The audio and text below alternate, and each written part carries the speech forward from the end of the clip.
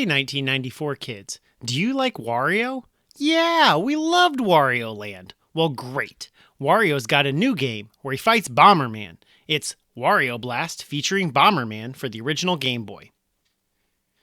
Wario Blast featuring Bomberman, despite its title suggesting it's a Wario game with co-star Bomberman, is just a Bomberman game that happens to star Wario.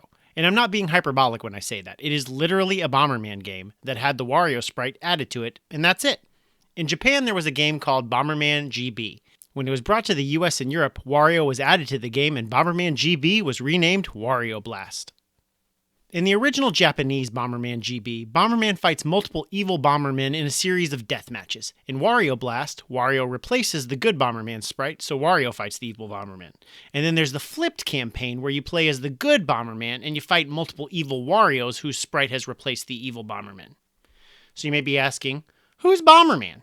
Well, Bomberman made his debut in 1985 on the Famicom, which was the Japanese name for the original Nintendo Entertainment System, or NES.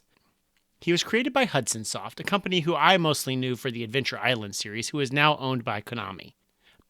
Bomberman is a maze-based game where your only attack is to lay a bomb, and then a few seconds later it explodes in 4 directions, up, down, left, right.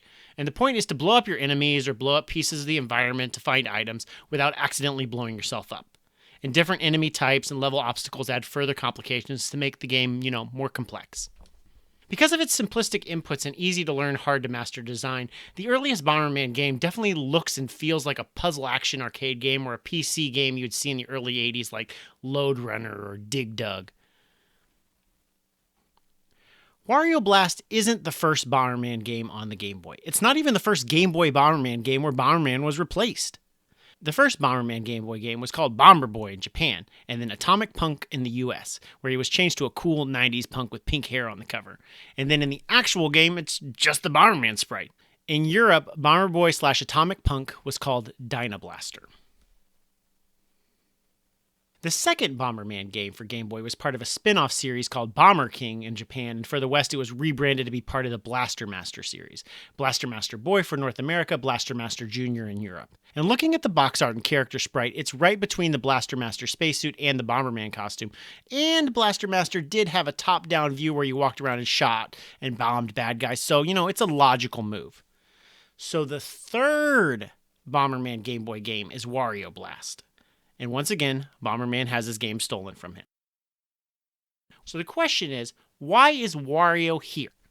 The actual game itself doesn't provide any reason for why Wario is in a Bomberman game. There's the title screen, character select, and then you start playing the classic Bomberman game. There's no silly, mischievous cutscenes like those found in other Wario games, and nothing in the graphics or menu give off a Wario theming other than, the Wario sprite.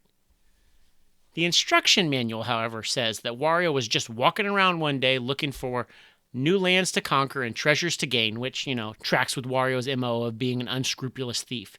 And then he stumbled into a portal to Bomberman's universe, which, as you do. And from there, Wario was like, "Wah, I can recruit all these Bomberman bad guys to be my minions and do my evil bidding." And the magazine Nintendo Power added some lore that Wario learned how to use a bomb in the game Wario's Woods, which was released a month after Wario Blast, but covered in the same issue of Nintendo Power. Which is wrong, because Wario isn't the character who uses bombs in that game, but maybe I'm the fool for thinking flavor text in a video game magazine is canon. But in the real world, why have Wario take over a Bomberman game? Maybe it was a franchise they were trying to make more successful by adding a popular character. I mean, Nintendo does have a history of doing this with other franchises they don't own, such as Puyo Puyo, which they added Kirby to and called Kirby's Avalanche. And actually, Sega did the same thing with Puyo Puyo and Dr. Robotnik's Mean Bean Machine.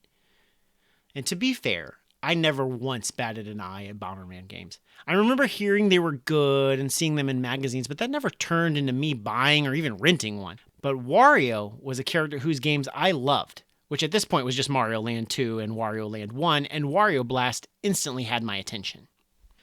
Or maybe Nintendo needed to fill a slot on the release calendar for fourth quarter 1994, and hacking popular character Wario into an already done Bomberman game was just an efficient way to do that. Because in 1994, Nintendo published only 4 games on the Game Boy: Wario Land 1, Donkey Kong 94, Space Invaders, which is another IP not owned by Nintendo, and Wario Blast. So maybe it could have been them wanting to have something new on store shelves for the holidays.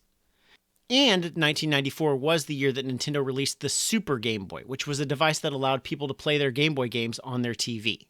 And a lot of games supported the Super Game Boy, but Donkey Kong 94, Space Invaders, and Bomberman GB/Wario Blast all have special Super Game Boy enhancements.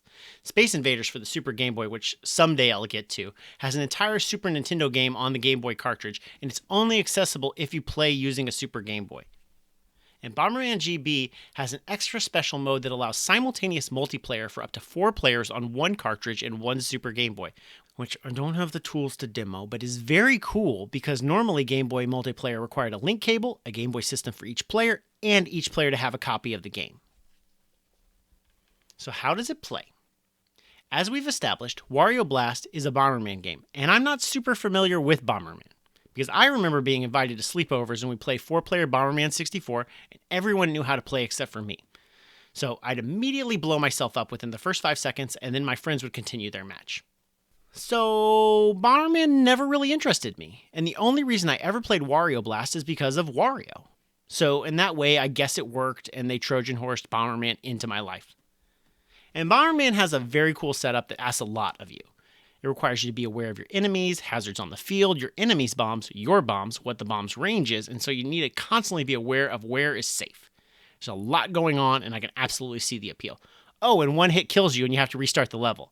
But luckily for Wario Blast, there are no lives, and the game is super fast at getting you right back into a new match. So if you're like me, you can die in 2 seconds again and again and again and again.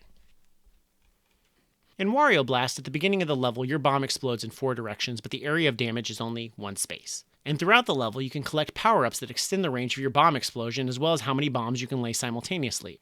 And your enemies can also collect these power-ups. The game is structured with 8 worlds, which are all themed with some new gameplay wrinkle, like World 2 is the Warp Zone and has portals, and World 5 is the Coma Zone, yes, Coma Zone, and it has gas that paralyzes you. And World 6 has ice and you're slippery because video games love their ice levels. And in between worlds, you gain new abilities like kicking the bomb away from you rather than just laying it right next to yourself, or a motorcycle that allows you to hop over walls. Each world has 3 normal levels and then a boss fight, and each level in that world adds another enemy to the mix, so level 1 of each world has 1 enemy, then level 2 has 2 enemies, level 3 has 3 enemies. And to beat that level, you have to win 2 of 3 rounds. I'm not a fan of how each level is structured as a best of 3 battle. It means you're playing the same level background and the same level mechanics and the same enemies at least 6 times in a row before you get to the boss level. And since I'm not very good at the game, it means I'm stuck in places like the Coma Zone for a long, long time, doing the same type of battle over and over and over again. And in Wario Blast, it's just a multiplayer deathmatch, but single player, and the enemies are chaotically running around the screen doing their best to kill you. I prefer the approach of other Bomberman games, which have substantially more enemy variety and curated enemy encounters. Bad guys are placed strategically on the map, and depending on their type, they can take a different number of hits, have different attack and defense patterns, and different powers. Like, in a normal video game, you can approach everything like, I'll take on these 2 dudes, get past that, and then I'll go here to get those guys. In Wario Blast, it's just a multiplayer deathmatch. The fact that the game is laser focused on death matches isn't really Wario's fault. This is how Bomberman GB for Japan was. And the other Game Boy Bomberman games like Bomber Boy / Atomic Punk / Dynablaster and Bomberman GB 2, which we got as Bomberman GB a year after Wario Blast, has the same sort of level progression and setup as the other Bomberman games. However, the boss battles at the end of each world are where the game really shines. There's a lot of variety, a lot of thinking outside the box, and cool designs, but also every Bomberman game has these things, so it's not exactly special that Wario Blast has them. There's also a secret mode, accessible only via a password, and that's an endless mode where you try to kill as many enemies as you can before you die, and that's your high score. It's weird that it's only accessible via password and not on the main menu, but it is a nice variation on the base game, although it still is just death matches. So in conclusion, Wario Blast is the first and only Bomberman game that Wario stars in. And after this, Wario would continue the Wario Land series and go on to star in the microgame series WarioWare, but he'd never revisit Bomberland. I'm not super thrilled with this game. I mean, it's fine, but literally every other Bomberman game I played for this project was more fun than Wario Blast. And if this game was meant to sell people on the concept of Bomberman, I think they could have picked any other Bomberman game and it would have made a better Wario Blast game.